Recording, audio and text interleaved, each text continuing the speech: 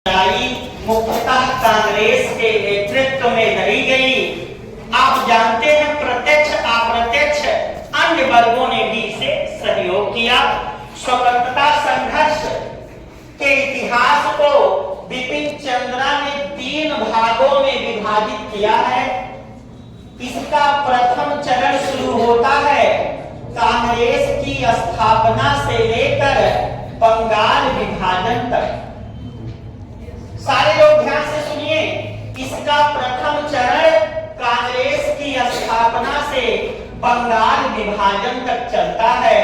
कांग्रेस की स्थापना के साथ ही उस पर उदारवादी नेताओं का पकड़ हो गया। उदारवादी, इसलिए बच्चों इसे उदारवादी चरण कहा जाता है। क्या कहा जाता है? उदारवादी चरण कहा जाता है। इसको बच्चों मितवादी चरण कहा जाता है। क्या कहा जाता है? मितवादी। कांग्रेस की स्थापना के साथ ही उस पर उदारवादी नेताओं की पकड़ हो गई। जो मध्यम वर्ग, मध्यम निम्न वर्ग, मध्यम उच्च वर्ग के लोग थे, राजनीति जिनका पूर्णकालिक पेशा नहीं था, शिक्षक थे, इंजीनियर थे, डॉक्टर थे, अपने वकील थे, अपने पेशे में लगे रहते थे, जो टाइम मिलता था चलो राजनीति कर लिया है। इन लोगों को अंग्रेजों की न्यायप्रियता में विश्वास था। इन लोगों ने कभी भी अंग्रेजों को भारत छोड़ने की बात नहीं की। इन लोगों ने संवैधानिक सुधारों की बात की। इन लोगों ने किसकी बात की? संवैधानिक सुधारों की बात की। इन लोगों ने संवैधानिक सुधारों की बात की। जैसे जैसे क्या बच्चों? भारत राज्य सचिव के पद को समाप्त किया जाए। अच्छा, अभी उस पर डिटेल में बात किए गए। ठीक है, संवैधानिक सुधारों की बात की। इन लोगों ने कभी भी अंग्रेजों को अपना शत्रु नहीं माना। प्राउड फील करते थे, ये अंग्रेजी पढ़े लिखे थे, प्राउड फील करते थे कि हम ब्रिटिश राजा रानी द्वारा शासित हो रहे हैं। वो लोग बुरे नहीं है, यहाँ शासन करने वाले चंद लोग बुरे हैं। संवैधानिक सुधारों के माध्यम से इनका मानना था कि इसके माध्यम से धीरे धीरे हम लोग स्वराज को प्राप्त करेंगे। लेकिन बच्चों, इन लोगों को चोट पहुंची जब 1905 में बंगाल का विभाजन हो गया। बंगाल एक संयुक्त शक्ति था, बहुत बड़ा प्रांत था। इन लोगों ने झूठ बोला कि बंगाल का विभाजन प्रशासनिक कारणों से की जा रही है, लेकिन आपने बंगाल का विभाजन प्रशासनिक कारणों से किया तो आप इस तरह से कर दिए होते कि दोनों जनसंख्याएं समान। इन्होंने पश्चिम बंगाल और उड़ीसा को मिलाकर एक प्रांत बना दिया जहां हिंदू बहुसंख्यक, मुस्लिम अल्पसंख्यक। दूसरी तरफ पूर्वी बंगाल और असम को मिलाकर एक प्रांत बना दिया जहां मुस्लिम बहुसंख्यक, हिंदू लड़ाना चाहते थे। आप जानते हैं बच्चों, करजन ने, किसने? करजन ने भारत राज्य सचिव रिजले को पत्र लिखा था। पूछा गया प्रश्न है, संयुक्त बंगाल एक संगठित शक्ति है, विभाजित बंगाल की दिशाएं अलग अलग होंगी। तो बच्चों 1905 में विभाजित कर दिया गया और 1919 मॉन्टेग्यू चेम्सफोर्ड को मिला के गांधी ने जब अपने हाथों में नेतृत्व लिया, यहाँ तक ये आंदोलन, इसे द्वितीय चरण आप कहिए। ये प्रथम चरण है। ये कौन सा चरण है बच्चों? प्रथम चरण। ये आपका द्वितीय चरण है। इसे कहा जाता है क्रांतिकारी चरण। हमें आपके उदारवादी राजनीति पर भरोसा नहीं रह गया। क्रांतिकारी चरण। कांग्रेस के कुछ नेता पीछे से पुश कर रहे थे क्रांतिकारियों को। आप याद करिए, पूना के चापेकर बंधुओं ने जब रैंड और एयरस्ट की हत्या की तो क्या लिखा तिलक जी ने? शिवाजी ने अफजल को मार दिया। तो क्रांतिकारी चरण, यहाँ बम पिस्तौल की राजनीति शुरू हुई। इस चरण में हमारी मांगे और मजबूत हुई। हमने कुछ कठोर मांग किया, डोमिनियन स्टेट का मांग किया। किसकी मांग की बच्चों? डोमिनियन स्टेट की मांग। ठीक है बच्चों, मतलब अधिराज्य, ब्रिटिश शासन के अधीन स्वायत्ता, हम आपके अधीन रहेंगे लेकिन शासन करने का अधिकार हमारा होगा, अंग्रेज हमारे पास, हम लोग खुद अपने ऊपर शासन करेंगे। डोमिनियन की मांग। इसके बाद बच्चों आता है आपका तीसरा चरण। इसके बाद आपके का तीसरा चरण आता है। तीसरा चरण बच्चों गांधी जी आ गए। तो इसी 1919 से 1947 तीसरा चरण गांधीवादी युग बच्चों डायरेक्ट लिखिए, गांधी युग कहा जाता है। और गांधी युग 1922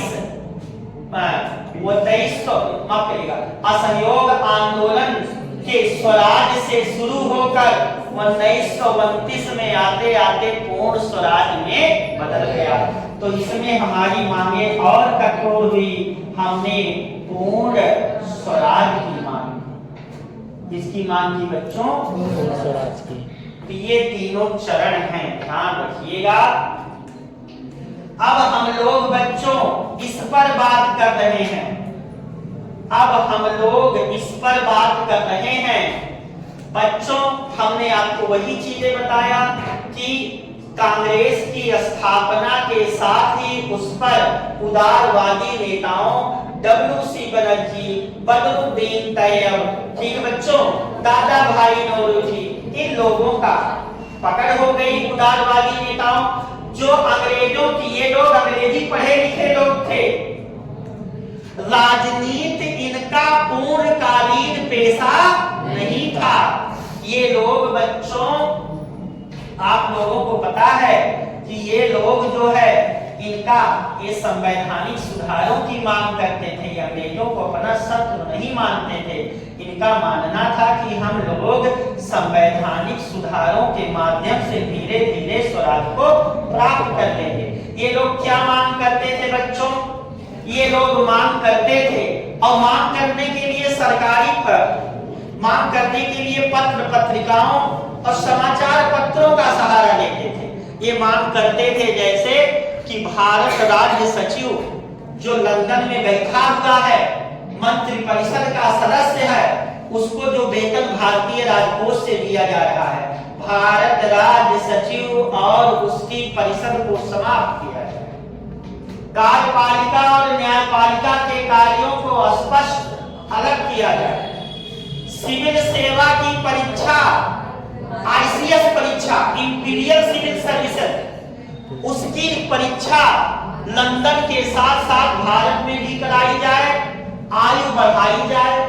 आयु सोचिए बच्चों, सुभाष चंद्र बोस उस जाके रैंक लगा देते थे, इसके बाद चौथी रैंक थी सुभाष चंद्र बोस की, और यही पेट नहीं निकल रहा है। सोचिए इतनी तक परीक्षा थी, हैं?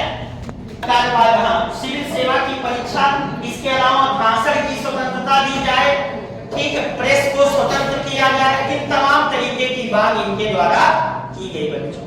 ठीक है बच्चों, आप जानते हैं कि जब कांग्रेस की स्थापना हुई, इतना ही नहीं, इन लोगों ने, आपको ये भी पता होगा कि ब्रिटिश सरकार से बातचीत करने के लिए कांग्रेस ब्रिटिश कमेटी का गठन किया गया है बच्चों।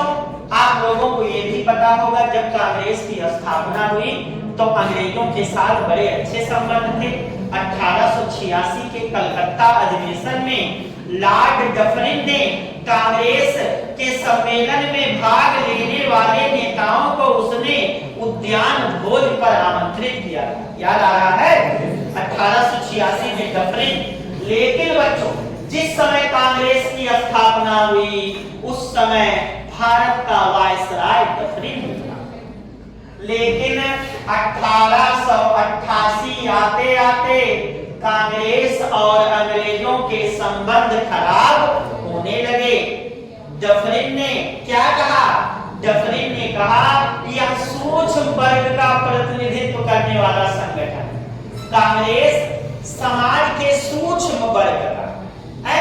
हमने आपको बताया था कि 1901 में गांधी जी कलकत्ता अधिवेशन में पहली बार भाग लिए थे। गोपाल कृष्ण गोखले बैठे थे कुर्सी लगा के, उनके कोट की बटन खुली थी, उन्होंने कहा हे लड़के ध्यान बटन बंद कर दो, गांधी आए बटन बंद कर दो। हाँ, आपको नहीं पता है 1901 में कलकत्ता अधिवेशन में पहली बार गांधी भाग लिए। उन्होंने कहा इधर आओ बेटा, इधर आओ, ये बटन खुली बटन बंद कर दो। तो ऐसे ऐसे नेता थे सब। अरे समझ गए बच्चे? हाँ, तो आप जानिए तो हमने क्या कहा? हमने कहा बच्चों कि आप ये भी जानते हैं, रिजले माफ करिएगा, आप ये भी जानते हैं बच्चों, लॉर्ड एल्गिन द्वितीय ने कहा हमने भारत को तलवार के बल पर जीता है और तलवार के बल पर ही इसे अपने अधीन रखें। और करजन ने क्या कहा? करजन ने कहा कांग्रेस का महल भर भरा रहा है और मैं भारत रहते हुए ये मेरी बड़ी इच्छा है कि मैं उसकी शांतिपूर्ण मृत्यु में अपना सहयोग दे सकूं। है बच्चों? आप जानते हैं बच्चों, कांग्रेस के अधिवेशन विभिन्न शहरों में आयोजित होते थे और लेकिन कांग्रेस के अंदर ही कुछ ऐसे गुट थे जो इनकी भिक्षावृत्ति की राजनीति से संतुष्ट नहीं थे, इन उदारवादियों के।